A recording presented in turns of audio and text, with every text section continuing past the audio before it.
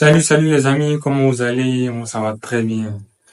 Aujourd'hui, on se retrouve pour le premier débrief pour la huitième de finale. On va débriefer le match Espagne-Géorgie qui vient de se terminer.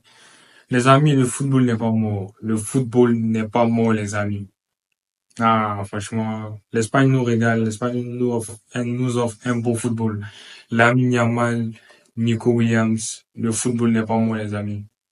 On n'est pas sur des performances piteuses pendant 90 minutes et un but à la fin. Non, non, non. On est sur le football. Lamine Yamal qui ne marque même pas aujourd'hui, mais il nous sort une prestation mais de fou furieux. Une prestation de fou furieux. Franchement, on est comblé. On est comblé avec l'Espagne depuis le début de la compétition.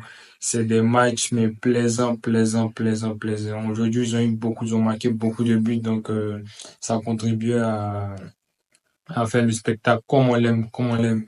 C'est cet euro-là qu'on aime. Cette compétition a commencé à démarrer avec les phases d'élimination directe. On espère que ça va continuer. On a déjà des belles affiches programmées pour les quarts de finale. Une Espagne-Allemagne, mais qui s'annonce fou, fou, fou, fou, alléchant.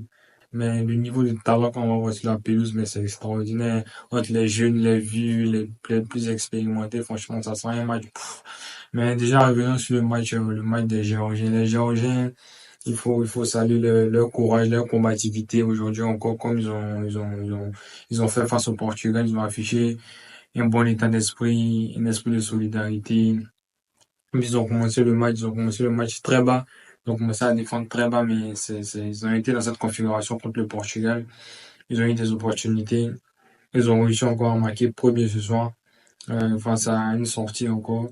Comme ils l'ont fait tout ce tournoi des sorties avec beaucoup d'énergie, beaucoup d'envie, même si c'est à 3 à 2, à 3 à 4 qui leur permettait de faire le danger. Comme j'ai dit, ils sont arrivés à marquer sur cette occasion, même si c'est un but contre son camp, mais c'est la course, c'est l'effort que fait Kvaratskhelia qui met un peu le Normand dans les soucis, il marque contre son camp.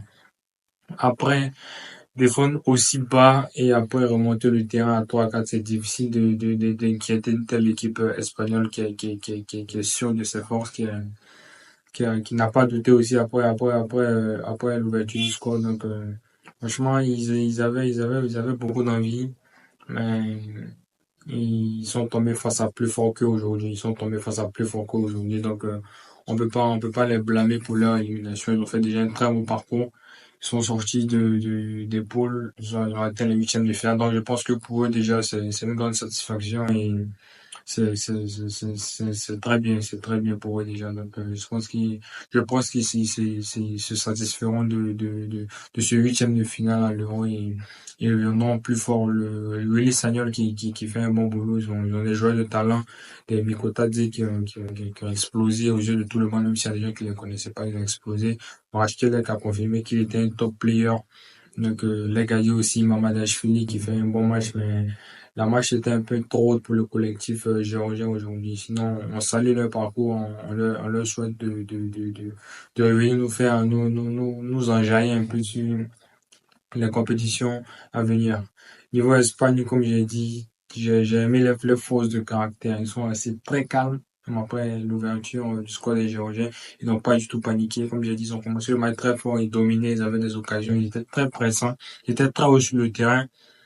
Même après le but, ils ont continué à attaquer, ils ont continué à se procurer des occasions, ils ont continué à être dangereux. Donc, c'est logiquement que survient cette égalisation avant la mi-temps, ce but de Rodri qui est exceptionnel. Il met cette frappe pied gauche en dehors de la surface pour battre Mamadashvili, comme j'ai dit, qui est un très bon gardien. Donc, franchement, Rodri sur cette compétition, il est impérial. Pour moi, Rodri, il faut commencer à le mettre dans la discussion avec les Busquets et tout. Hein.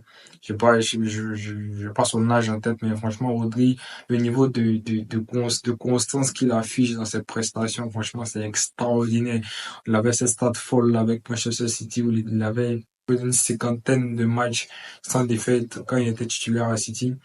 Ça prouve, comme j'ai dit, la constance du bonhomme et sa régularité dans les moments où on a besoin de lui. Franchement, il y a très peu de déchets dans son jeu.